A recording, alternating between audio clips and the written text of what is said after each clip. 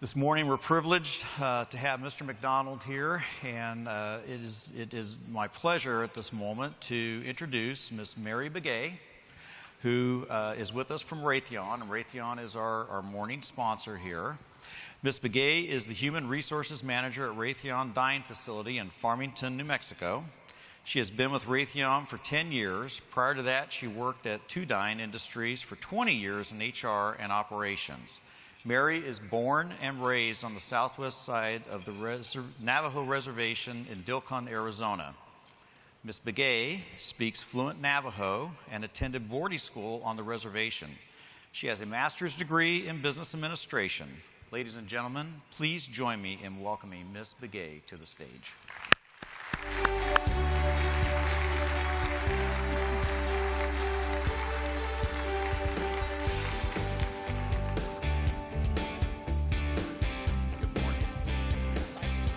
Yep.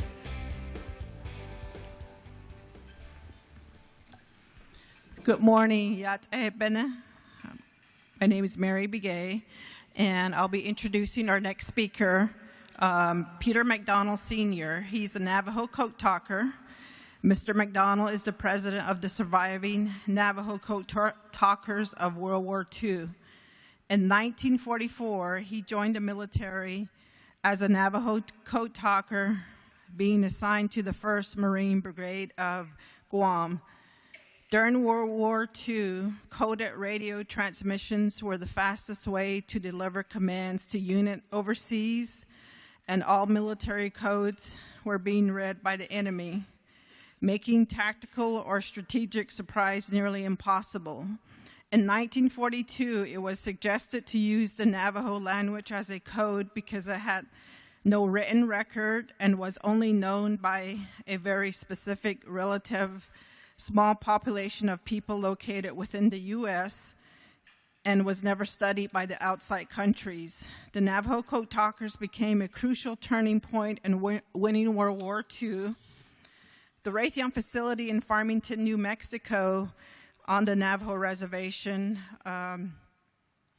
fully supports they continually support the warfighters of the work that we do there at the Raytheon facility. It's Raytheon DNF facility in Farmington, New Mexico. So without further ado, I would like to introduce Peter MacDonald here to this conference.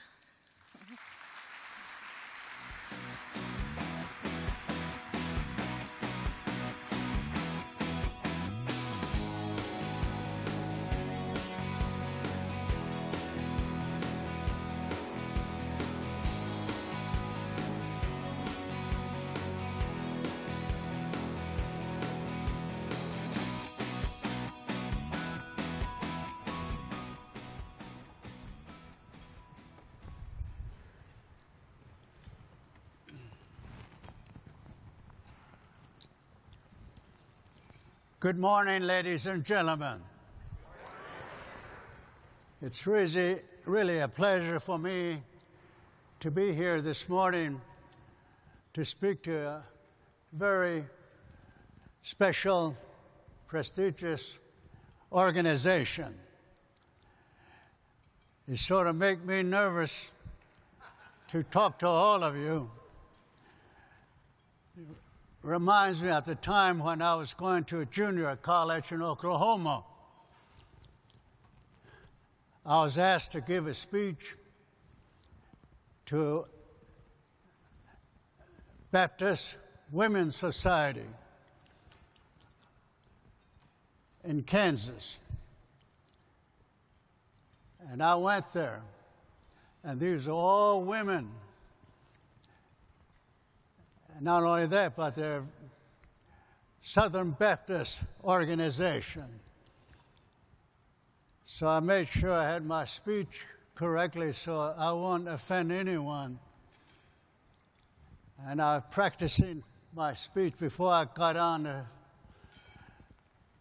a podium to speak,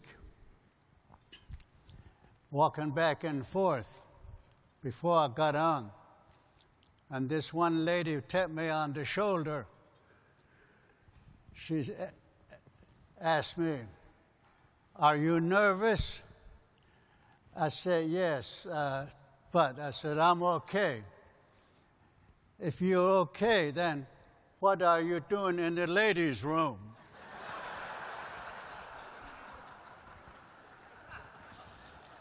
I guess I accidentally walked into that area. Anyway, I'm here this morning to speak to you briefly about what the Navajo Code Talkers were all about.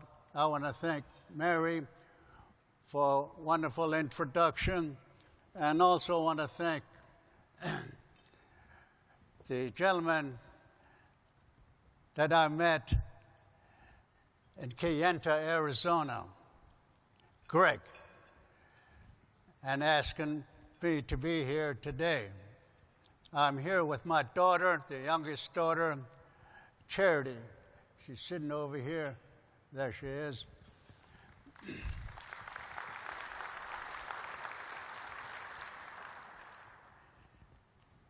She helps me to travel here and there and drive me. And I kept telling her I could drive myself. She says, no way, we don't want 90-year-old men out there in these busy traffic. So, whether you like it or not, I'm going to drive you. Well, as I said, this is a very prestigious organization. I consider you heroes, right along with the military force that we have to protect our freedom and liberty. You're right along with them, manufacturing things that we need in order to preserve things that we value here in America. So give yourself a good round of applause for being heroes.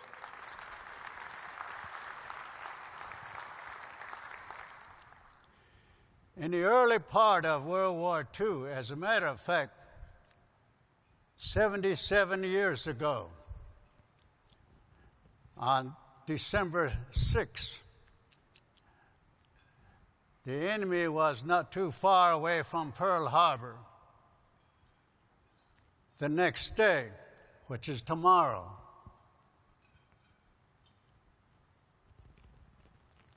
they drop bombs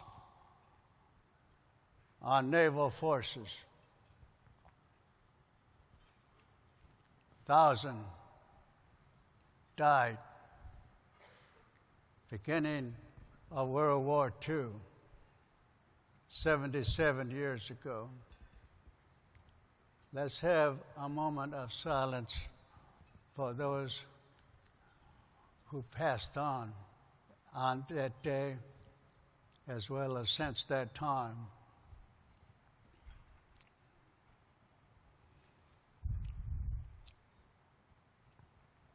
Thank you. Shortly after the bombing of Pearl Harbor, the United States was getting ready to fight back in the Pacific. Immediately, they ran into one big problem. The problem was communication.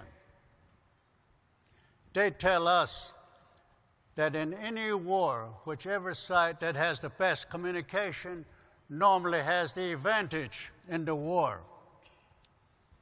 Well, in our case, in the Pacific, the enemy had the advantage. Why? Because they were breaking every military code that was being used in the Pacific. Military codes used by Navy, Army, Marines, and Air Force, making it very, very difficult to strategize in this huge Pacific area where it takes days, sometimes even weeks, to go from point A to point B. No matter what code you use, the enemy was breaking them, making it difficult to strategize, because they will know after breaking your code where you're going to be, what day, what time, and they would be there with their submarine.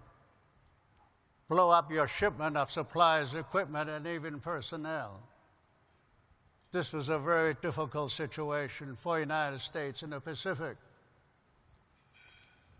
This became public knowledge in January of 1942, a few weeks after Pearl Harbor. A gentleman by the name of Philip Johnston learned of the situation. He was working near San Diego, so he took it upon himself to go visit Marine Corps base and speak with the Marine Corps communication officers. Philip Johnston made a suggestion.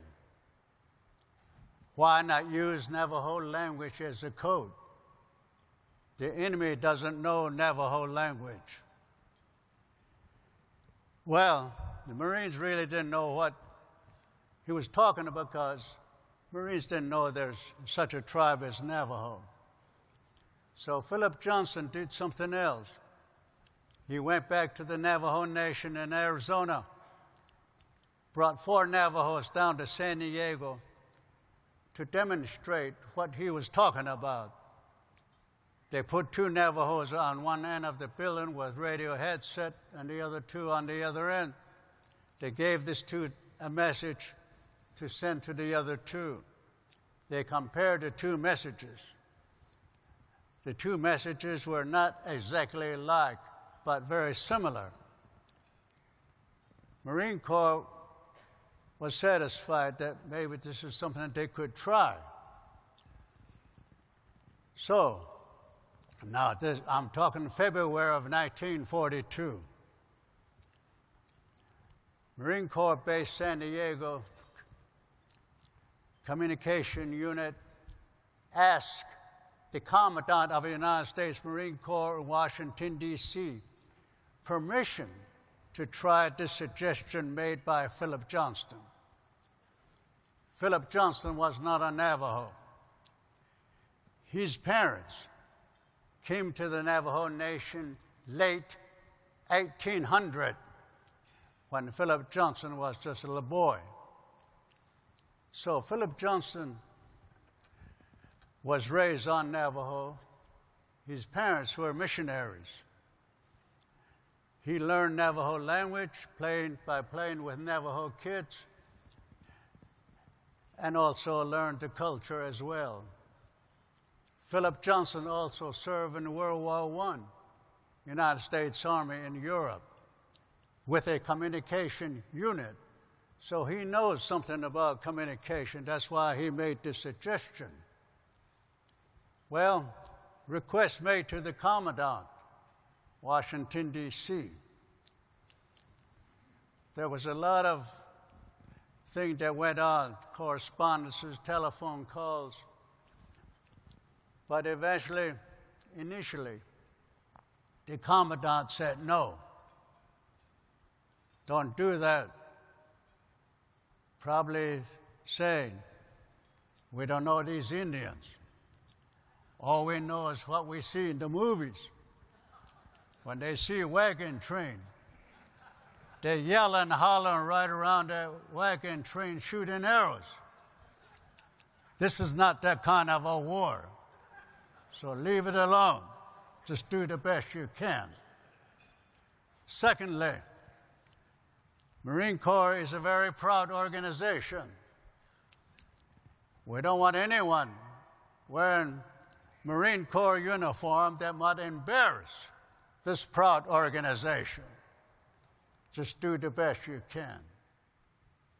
Well, the enemy continued to move in our direction real fast, taking strategic islands that we need in order to get close to their homeland, like Guam, Wake Island.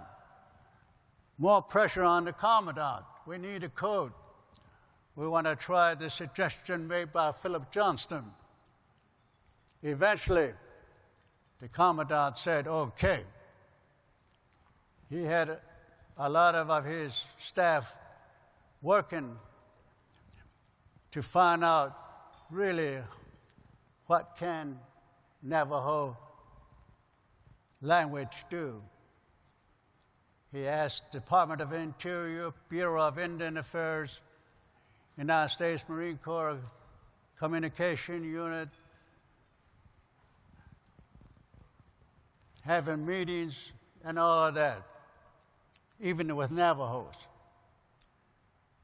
So eventually the commandant said, okay, the project must be top secret. You are developing a military code, and all military codes are secret. No one should know that you're embarking upon developing a military code using the Navajo language. Number two, only recruit 30 young Navajos. And don't tell them what you're going to do with them. Just ask them if they want to fight. Shoot the enemy. That's all. And if they say yes, recruit them just like you do all other Marines. Process them through boot camp. And if they pass boot camp, process them through combat training. And if they pass that, process them through communications, Marine Corps Communications School. And if they pass that, then go ahead and use them to develop a military code using the Navajo language. With that authorization, Marine Corps recruiters came onto the reservation along with Philip Johnston, using the tactics that the commandant suggested, asking these young Navajos going to boarding schools at different locations if they want to join the United States Marine Corps. And they said yes, they want to go fight, protect the country. So, these 30 young Navajos were given the preliminary physical exam, Fort Wingate, New Mexico, just a few miles east side of Gallup, New Mexico. One dropped out, only 29 were bused down to San Diego. Now we're talking May of 1942. These 29 young Navajos were made into one platoon. There were several platoons going through boot camp all at the same time. After graduation, each platoon going through boot camp are graded. See how well they did going through boot camp. Navajo platoon came out number one of all other platoons going through boot camp. This message went back to the commandant. Of course, the commandant was very, very happy. He said, terrific. Now process them through combat training and see what they do. Well, they did very well. Next stop, Camp Pendleton, California, to go through Marine Corps Communication School, where they taught us how to use different communication equipment that were being used at that time, radio, how to string telephone lines from coconut trees to coconut trees. Also, they taught us Navy semaphore signals, as well as Morse code. This first group of young Navajos, 1942, passed Marine Corps Communication School. After they finished, they were then separated from all other Marines. A Marine Corps colonel, a full-bird colonel, took these 29 young Navajos to a top-secret location east side of San Diego, Camp Elliott. There's a building there with high fence around it and a gate, 2 guards. Colonel processed these 29 young Navajos through that gate. Over that gate, there's a big sign that said, "Keep out, top secret operation. They were then taken into a classroom. In that classroom were tables with 4 chairs around each table, writing tablets, pencils in front of each chair, a blackboard, chalk and eraser on the wall. Colonel then said to these 29 young Navajos, now we're talking June of 1942. The colonel said, you are Marines now. You ready to go fight and shoot the enemy. But before you do that, we'd like for you to do something else. We want you to develop a military code using your language. Mind you, this is the first time these 29 young Navajos who volunteered to fight the enemy learned that they were recruited to develop a military code using the Navajo language. The colonel went on and said, whatever you do in this classroom, it's top secret. Everything stays in the classroom. You cannot take anything out of this classroom back out the gate to your barracks. You're going to be searched at the end of each day before you go back to the barracks. Make sure you don't take anything out of this top secret classroom back to your barracks. You're not to tell anyone what you're doing here. No one knows you're here. Colonel went on also said, whatever code you're going to be developing will be subject to memory only. We don't want you to take a note with you into battle. If you get shot, enemies search you. If they see a note regarding the code, they'll break it. So everything you do, whatever you develop in this classroom, would be subject to memory only. Number 2, whatever code you're going to be developing, only you, the 29 of you, would know the code words, what they mean and what they represent. Another Navajo, not in this classroom, here you use these code words you're going to be developing, should not know what in the world you are talking about. That's the kind of code we want. Only you would know, not another Navajo in this classroom. Here you using these Navajo words should know what in the world you are talking about. That's the kind of code we want. A lot of instruction. So, at the end of this, the colonel then said, here's a box full of simple messages. Send in combat. Look at it, read it, and see how you can send messages like this using the code you're going to be developing. Colonel then sat down, lit his pipe, and said, go to work, gentlemen. Mind you, if you're one of those 29 sitting there, you joined to fight the enemy, and here you are sitting in the classroom being asked to do something you had no idea that you were recruited to do that. Well, like all good Marines, these 29 young Navajos obeyed the colonel, looking at the sample messages. It's all written in English language using the English alphabet, A, B, C, D, E, F. This presents the first big problem for these 29 young Navajos. We're talking June of 1942. So, what do we do?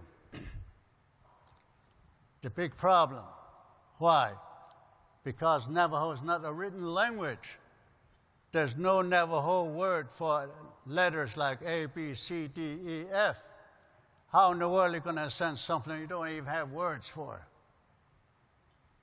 So they talk about it.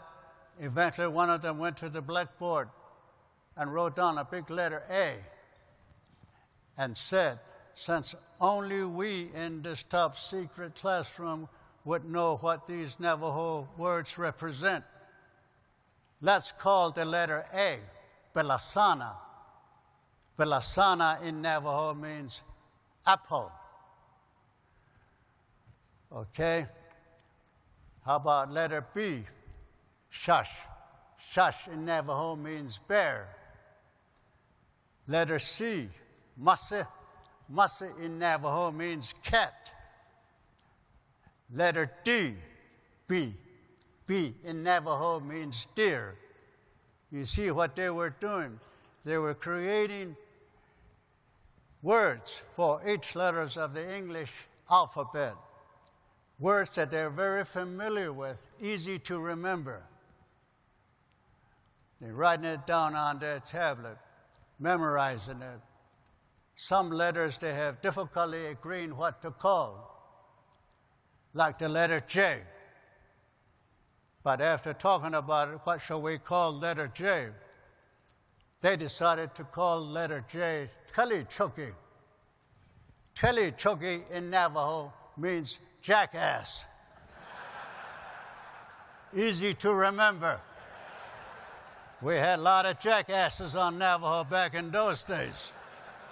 Not the kind you're thinking about. We used these animals to herd sheep, to haul wood and water. All the way down to Z. The code word for letter Z was Beshtotlish. Beshtotlish in Navajo means zinc. We have zinc on Navajo. So now, just these 29 young Navajos in this top secret classroom know what these Navajo words represent. They ran it by, there was another Marine Corps officer in that top secret classroom. Colonel introduced him to be United States military code expert. Any code you develop, run it by this code expert, military code expert. So they did. They said, we developed code words for each letters of the English alphabet, and only we know, no one else. The expert said, terrific, wonderful. But you know, he said, we have an enemy that's very smart, very intelligent, and very determined. They're breaking every military code that are being used in the Pacific, and they use different methods. One of the methods is repetition. There's quite a few English words that have more than one A or more than one B or C. That's repetition. Like the word Guadalcanal has 4 A's in it. So if you're going to spell Guadalcanal using the code words you just developed, you're going to say Belasana, Belasana, Belasana, Belasana 4 times. That's repetition. The enemy can break codes like that. So back to the drawing board. What do? Eventually, they decided, the 29 that went in first in 42, to develop 2 additional code words for each letters of the English alphabet. Like for letter A, the first code word, Belasana, apple. The second code word for the letter A would be Tennet. Tennet in Navajo means axe, something you chop wood with. The third code word for the letter A would be Walachi. Walachi in Navajo means ant, A-N-T. So now, to spell Guadalcanal, the first A, Belasana, the second A, Tennet, the third A in the word Guadalcanal would be Walachi, then the fourth A back to Belasana. They ran it by the code expert. The code expert said, terrific, wonderful, that's what we want. Yeah, wonderful for you. But what it means to us is they had to memorize that many more code words for each letters of the English alphabet. There are quite a few military terms that there are no Navajo words for. We've never seen them before. Like hand grenade. We didn't know there's such a thing exists until we got to San Diego. So the code word for hand grenade, nomasi. Nomasi in Navajo means potato. Hand grenade looks like potato. All the ships, we never knew there was such thing as battleship, cruisers, destroyer, aircraft carrier. On Navajo is a desert, no water. So we never seen these ships before until we got to San Diego. Then they showed us what they look like. So the code word for battleship, tlotso. Tlotso in Navajo means big fish. Aircraft carrier, tidi ne yehe. Tidi ne yehe in Navajo means one that carry birds. That would be the code word for aircraft carrier. Submarine, beshlo. Beshlo in Navajo means iron fish. There are quite a few military terms, no Navajo words for. They had to create words for all of those. All the airplanes that were being used, like dive bomber. The code word for dive bomber, Guinea. Guinea in Navajo means chicken hawk. Why chicken hawk? Because there's quite a few birds out there on Navajo. One of them is chicken hawks. When you're herding sheep out there and the sheep start settling down to feed themselves, you sit down on the rock and watch all these birds fly.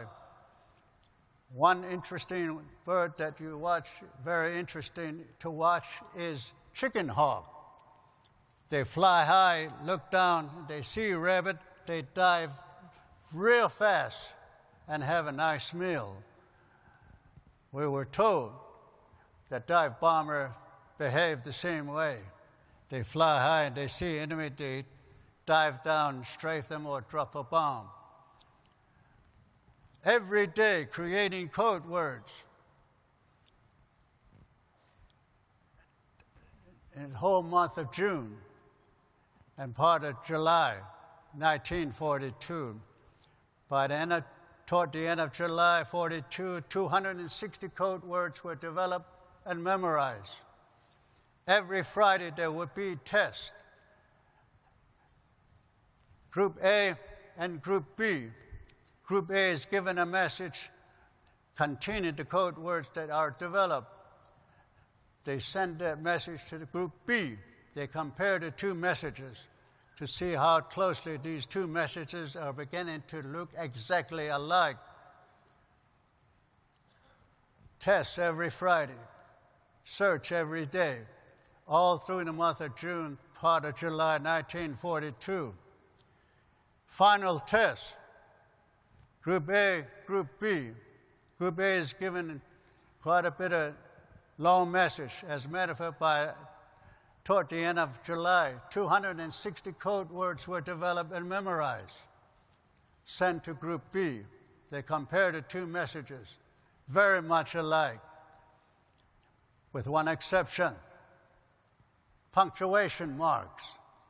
Back to the classroom to create code words for punctuation marks. A period, no problem, daslijin. Daslijin in Navajo means a black dot. Semicolon took a little time to create code word for it, but eventually it was called daslijin betet not dead. Daslijin betet not dead in Navajo means a black dot that lost its tail. That will be the code word for the semicolon. Question mark, aja. Aja in Navajo means ears. Question mark looks like an ear. Back to final test. Group A, Group B. Group A is given a message containing all those code words and see how well we had memorized. Compare the two messages. By golly, it's exactly alike. As a matter of fact, it looked like a Xerox copy of the one that was sent. At this juncture, the colonel said, "Gentlemen, we're finished here. We're going to test this coat in actual battle. See how your memory works under enemy fire." So, 13 of these 29 young Navajos that just developed this new coat were sent overseas to join the 1st Marine Division. 1st Marine Division landed on the island, on the beaches of the island Guadalcanal, August 7, 1942. A few weeks after the landing, these code talkers were tested, see how well the code works. General Vandegrift, commander of the 1st Marine Division, after about 8 weeks, sent word back to the United States saying, "This Navajo code is wonderful. The enemy never understood it." He said, "We don't understand it either, but it works. Send us some more Navajos." Now, this opened the door. Now, this message got back to the commandant. The commandant ordered San Diego Marine Corps Base to take charge of this new military code that was just developed. After Guadalcanal, Navajo code became official United States military code to be treated just like all other military codes that were in use at that time. From that point on, every major landing in the Pacific, Bougainville, Cape Cluster, New Britain, Tarawa, Macon, Kwajalein, Inuitok, Saipan, Tinian, Guam, Palau, Iwo Jima, Okinawa, all these landings, Navajo code was used. Even into North China. After the bombing, after securing, rather, the island of Okinawa, atomic bomb was dropped. The emperor of the Japan said we give up, but there were close to 1 million Japanese in Manchuria who continued to fight. So 1st and 6th Marine Division was sent up into North China to get those soldiers, Japanese soldiers, to surrender. They eventually did. October 25th, 1945. We had a separate peace treaty ceremony, Tsingtao, China. So, this is the real fast story of what the Navajo Code, how Navajo Code was needed, how it was developed, how it was tested on the island of Guadalcanal, and after that it became an official code. How was it used? Well, every major landing, Marines and Navy establishes 2 communication networks.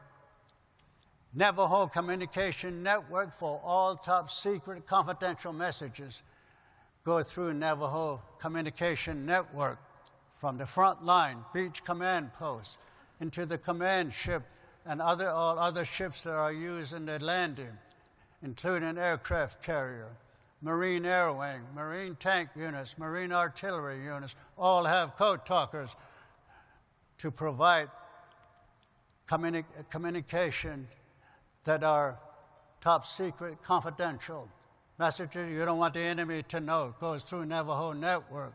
The second communication network was English network. For all other messages you don't care if the enemy break the code or know what you're talking about, goes through English network. These 2 communication networks work side by side. Every landing, front line, beach command post, into the command ship. Usually it's a battleship. Inside the command ship, there's 2 tables. Around one table sits Navajo code talkers with Navy assigning us runners to stand right behind us 24 hours a day. After the first shot is fired, all hell breaks loose. Messages start coming in Navajo code. We write it down. Coming in Navajo, we write it down in English. Hand it over our shoulder to the runner. He takes it up to the bridge, gives it to the general or the admiral. They read it. They respond. The runner brings it back down. If he says Arizona, New Mexico, we send that message back out in Navajo code. If it does not have that, there's another table right next to us. Around that table sits blonde-haired Marines. They send that message out in English. These two networks work side by side from the time the first shot is fired on the island and until it is secured. That's how this whole system worked perfectly. From the time the first landed Guadalcanal until the war ended in 1945. Starting with 29 young Navajos in 1942. By the time the war ended, there were over 400 of us that were certified as Navajo code talkers. Also, the code words, the first set of code words developed in 1942 was 260. By the time the war ended, there were over 600 code words to memorize. Also, Marine Corps grew.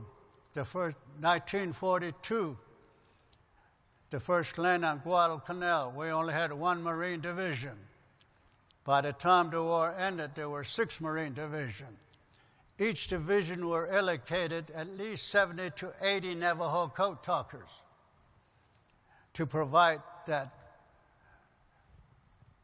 communication for top secret confidential messages.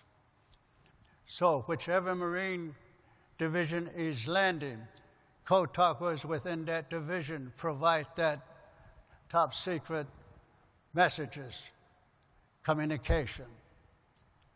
Like on Iwo Jima, 3 Marine division landed, 3rd, 4th, and 5th. And each division had at least 70 to 80 Navajo code talkers. So on Iwo, over 200 Navajo code talkers participated, providing that top secret confidential messages, communication network. How does it sound? This message I'm going to say was the actual message that was sent on Iwo Jima.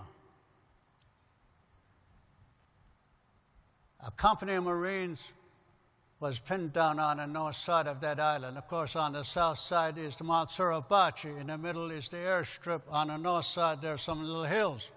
Beneath one of those hills, a company of Marines was pinned down badly. They were being shot at from 3 major directions.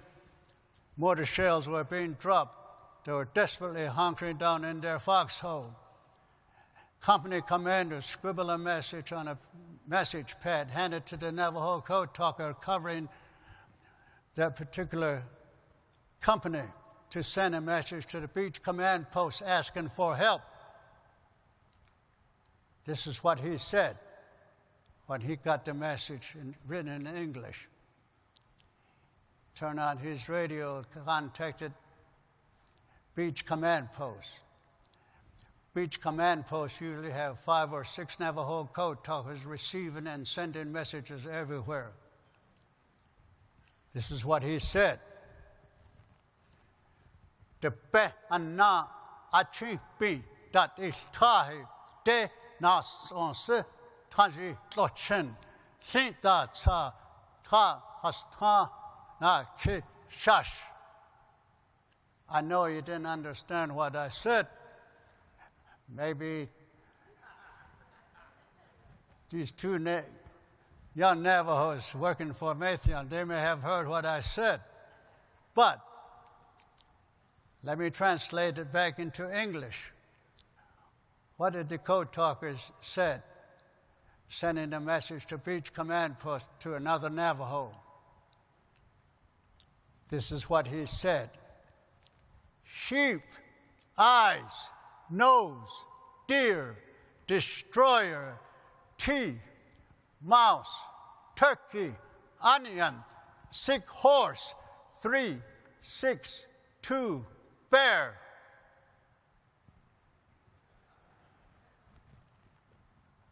What does that mean? Well, the code talker down at the other end, as each Navajo word comes through the air, he writes it down in English. What did he write down? Well, he wrote down, send demolition team to Hill 362B. That was the message. There are 3 little hills on the north side, 362A, 362B, 362C. This message in Navajo code took 20 seconds. So after 20 seconds, a unit comprised of tanks with flamethrowers, another heavy unit was sent out there to save that company Marines. After 20 seconds. If that same message was to be sent in English code, 30 minutes. 20 seconds in Navajo, 30 minutes in English code. Why? Because you're going to send messages like that in English code, you had to scramble the message first. You get the message. You turn on your scrambling machine. Take the first letter of that message, feed it into your scrambling machine, press a button, take the next letter, feed it into your scrambling machine, press a button, 1 letter at a time, feed it into your scrambling machine. Finally, when you're finished, you press the big button, out comes that message, scramble. That's the one you send over the air to the English network guys. They write it down in the scramble form. They turn on their de-scrambling machine. They take 1 letter of that scramble message, feed it into their de-scrambling machine, 1 at a time, all day long, till you finish. Then you press the big button, out comes, hopefully, the message that was sent. Because most of the time you press the wrong button, so not all of the message is there. 30 minutes. Versus 20 seconds in Navajo. That company Marines didn't have 30 minutes. That's why Marines and Navy love Navajo code, because it's fast. Not only fast, but it's very secure. The enemy, no matter how much they tried, never broke the Navajo code. They tell us that in modern history, the only military code that was never broken by an enemy is Navajo code. It saved hundreds of thousands of lives in the Pacific and helped win the war in the Pacific. Major Connor with 5th Marine Division on Iwo Jima made a report to his superior. That report is in the Marine Corps archives in Washington, D.C. Major Connor said the first 48 hours of Iwo Jima landing for the 5th Marine Division, over 800 messages were sent in Navajo code. If you do little math, that means Navajo code going through the air nonstop every 3 minutes for the first 48 hours of the landing. But there were 2 other Marine divisions, 3rd and 4th. They had similar traffic. So you multiply 800 times 3. That's over 2,000 messages in the first 48 hours of Iwo Jima landing. Meaning Navajo code going through the air every minute nonstop for 48 hours. Major Connor also put a note in his report saying, without Navajo, Marines would never have taken the island of Iwo Jima. That's how powerful the Navajo Code was. It was so good that upon discharge, we were told, don't tell anyone what you did, because what you did is top secret. You wait until the code is declassified. The only thing we were told to say if someone asked us what we did in the war was to say, we were radio men. That's all. So when we all got home, 45, 46, our parents, relatives said, what did you do in the war? How many enemies did you kill? And all those kind of questions. All we can say was, we were radio men. Don't ask me any more questions. We waited to have the Navajo Code declassified. Waited and waited. It was not until 1968 Navajo Code was declassified. 23 years after the World War II ended, Navajo Code was declassified. By that time, of course, we just forgot about everything we did. Then people began to ask questions. Hey, what's this Navajo Code? So it took a little time to recall what exactly we did. Eventually, more and more people want to know. Today, there are over a dozen books on Navajo Code talkers.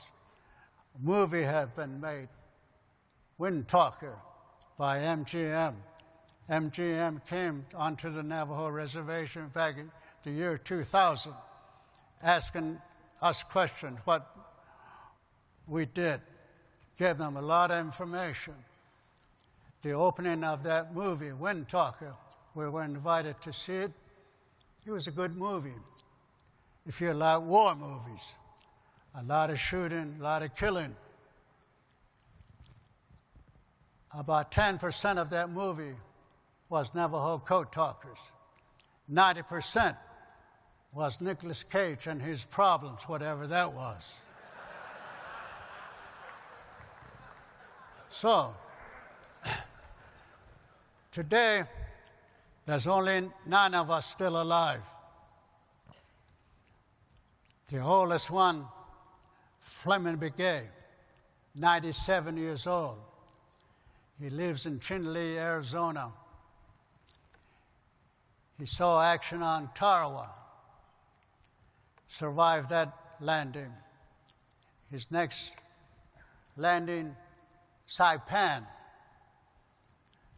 He survived that one. The third landing, Tinian. That's where he got shot up real badly. They had to fly him back to stateside, San Francisco Naval Hospital, where they put him back together. Today, he's still alive. Chinle, Arizona, 97 years old. They must have done a good job putting him back together because he's still going.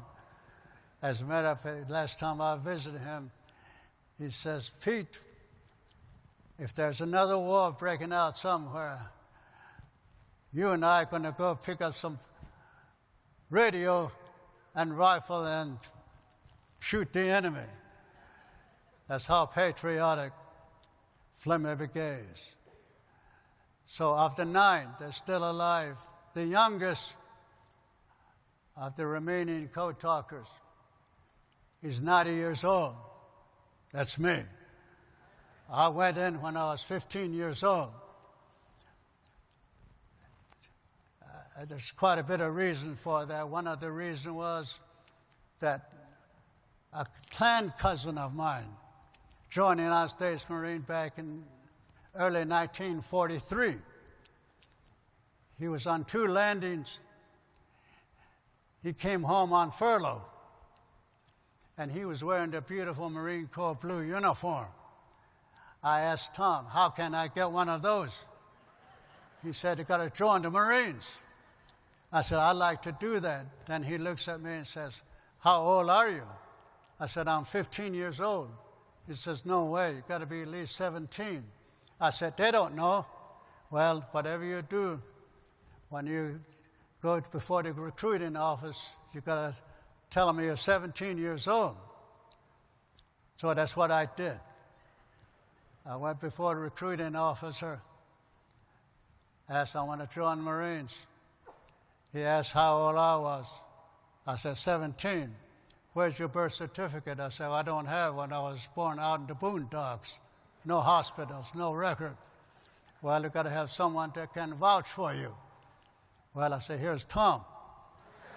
He's a cousin of mine. He signed the paperwork that I was 17 years old. The sad thing about that, after his furlough, Tom went back to join his unit in the Pacific. His next landing was Peleliu, a real bad island. September 15, 1944, 8:30 in the morning, 1st Marine Division landed on the beach of Peleliu. Tom, cousin of mine, and about a dozen other Navajo code talkers were assigned to hit the beach first with the first wave. Every landing, that was the procedure. At least a dozen Navajos would be assigned to hit the beach first with the first wave. Why? Because the command ship wants to know immediately what the casualty rate is on the beach. You don't want the enemy to know. So all of that kind of information goes back to the command ship in Navajo code. Also, the command ship also want to know where the enemy fires are coming from. They give us a map before the landing with grid lines to memorize. So when you hit the beach, you see where the enemy fires are coming from, look at the map, and relay the location back to the command ship in Navajo code. They then also order either a battleship, cruiser, or Marine air wing to knock out that particular enemy gun position. You don't want to send that in English code because they're breaking English code. And if they know they are the target, they move their location. So by the time you go to knock them out, they're not there anymore. So it's very important that those kind of messages are sent in Navajo code. The enemy never knew they were being targeted. So, September 15, 1942, 8:30 in the morning, Tom and a dozen other code talkers assigned to hit the beach first with the first wave. They would always go in pairs. He was with another code talker named Jimmy King. It takes two to operate TBX. One carries a generator, weighs about 30 pounds. The other guy carries transmitter and receiver, also weighs about 30 pounds. Antenna and all the wires. They hit the beach. Jimmy King survived. He said after they took about 15 steps out of the landing craft on the beach, enemy fire opened up on all of them. Heavy machine gun bullets went across here on Tom.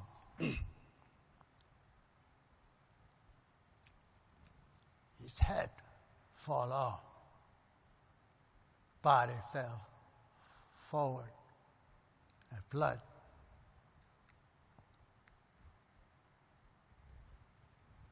Tom. Several thousand were killed.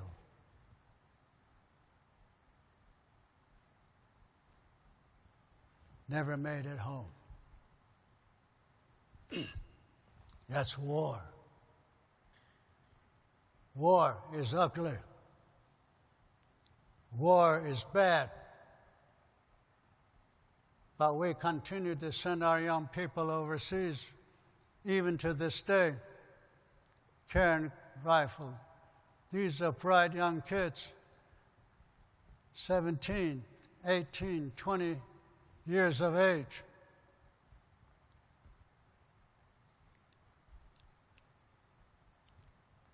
Why? Because we love this country.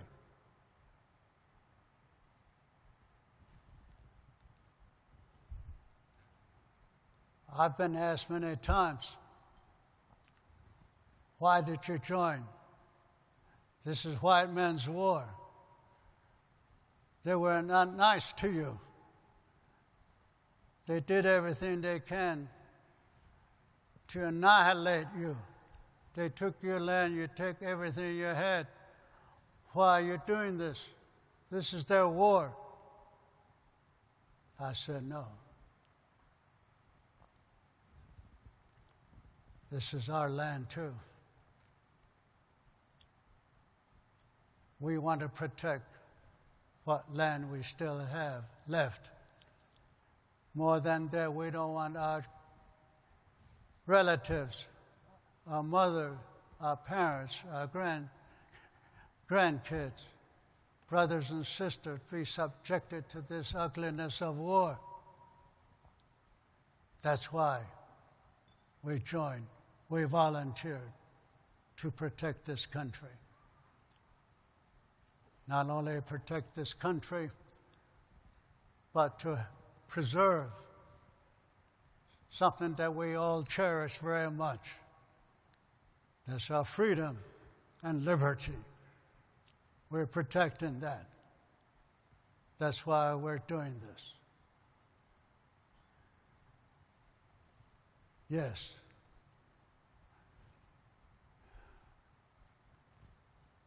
War is bad. War is ugly. I hope and wish and pray that someday we will find a way to achieve peace and harmony without killing each other. And you in defense work, I'm sure, thinking the same way. Yes, we're busy finding a super-duper way to annihilate an enemy. Better weapon than they have to kill.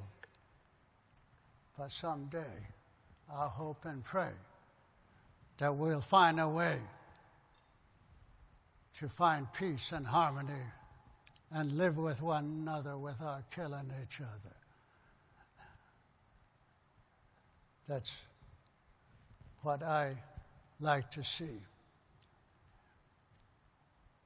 Navajo. I'm sure many other tribes as well.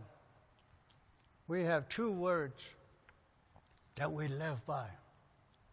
The first one is eh. Eh in Navajo means kinship.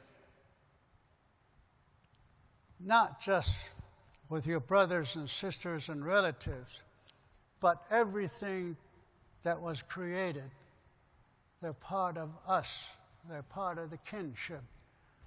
The rabbit, the squirrels, bear, deer, all of these species are part of our relatives. We learn to live with them, give them space. We treat them just like we would treat a brother and sisters. Even trees, mountains, they all have their place. That's we don't want to destroy them. The second word Navajo has is hojonche. Hojonche in Navajo, literally translation means beauty way. But it's more than beauty way.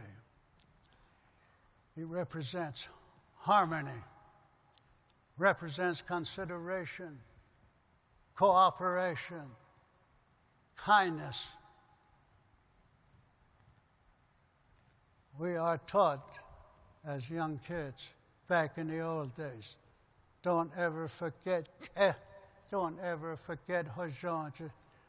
Look at the world, look at your surrounding with these two words: kindness, consideration, compassion. I'm sure other tribes have the same words in their language meaning the same thing. So, we, Navajo Nation, to this very day, still try to instill that in our children, grandchildren. But with all this TV, internet, cell phone, there's competition going on. They learn a lot of violence, a lot of crazy things going on. At the same time, we also tell them, remember Hojanji. Hopefully one day we will all come up with a way to live with one another.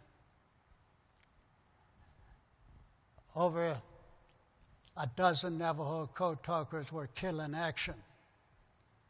More than 24 wounded in action. And like I said, today there's only 9 of us. And about 10 years ago, I was elected president of the Code Talker Association. And we will learn now that we're losing at least 3 Navajo Code Talkers every year. So there's none of us still alive. Divide 3 into 9. That's how many more years there'll be none of us here that serve as Navajo Code Talkers. So, more and more people want to know, what was Navajo Code Talkers? What did you do? Well, we try to make presentation, but we all getting old. 6 of the 9 can't get out of their homes anymore. They're confined to their home. Only 3 of us can get around. And of the 3, since I'm the youngest, I get around a little bit better than the other 2. So we decided, since we're passing on real quickly, and more people want to know what the Navajo Code Talkers were all about, let's build a museum, National Navajo Code Talker Museum. And the museum will tell the story. The Code Talkers need to be preserved, their legacy, this unique legacy of 1940s, Second World War, need to be preserved for our children, grandchildren, and the future generation. Why? Because we believe what we did is truly represent who we are as Americans. We all say America is a diverse community, and that's true. Diverse skills, talents, different languages, different nationality, different worships and everything. That's America. But when our way of life is threatened, things that we cherish most, like our freedom and liberty, we all come together as one. And when we become one, we're invincible. We cannot be defeated.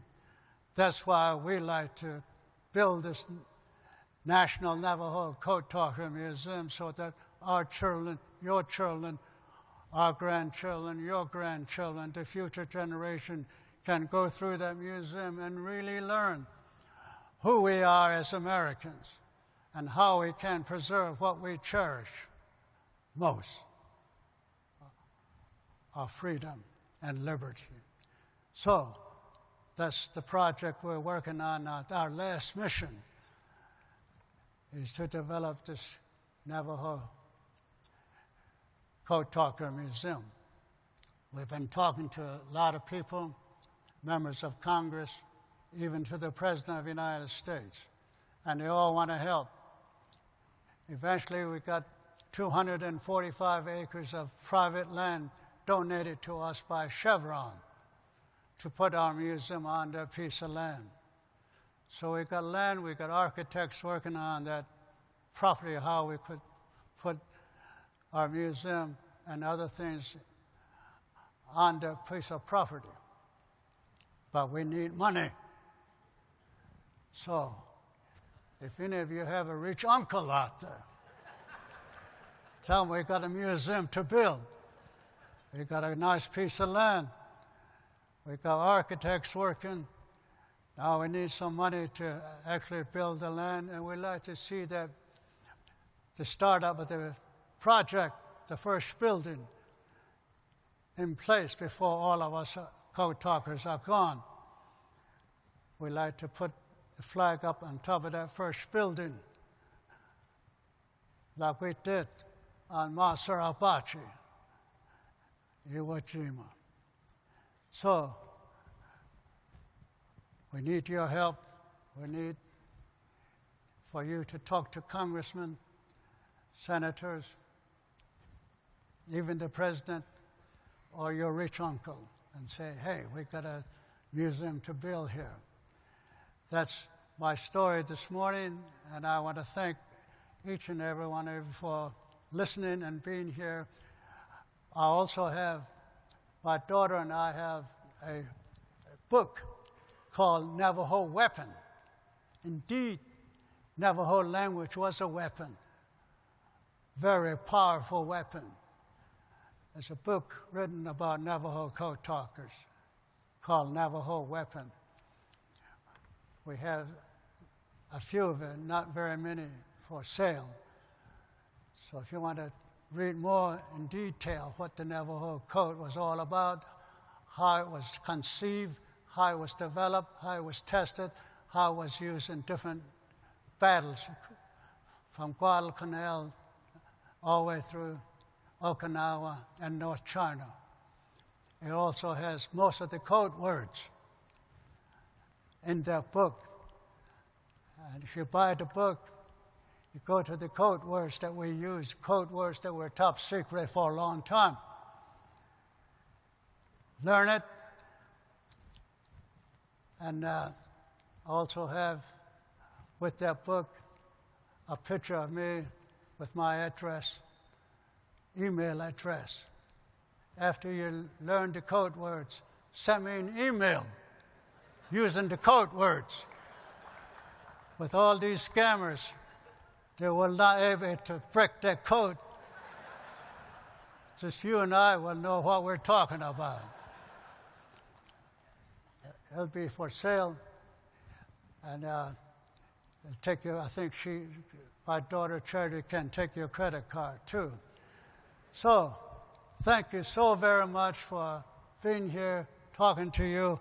I may have run over time here, but again, I want to thank the company that invited me here, and also all of you. I consider you heroes right out on the front line with military units for building defense equipment, weapons that will equal or exceed the capability of the enemies. But let's not forget, let's also work on a way to have peace and harmony and live together without killing each other. Thank you very much. Have a good day.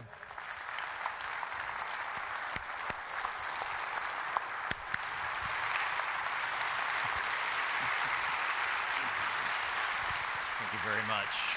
Very, very much. Thank you for your service.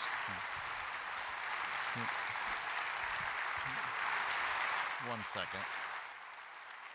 So, lady, yeah, let's see if there we go.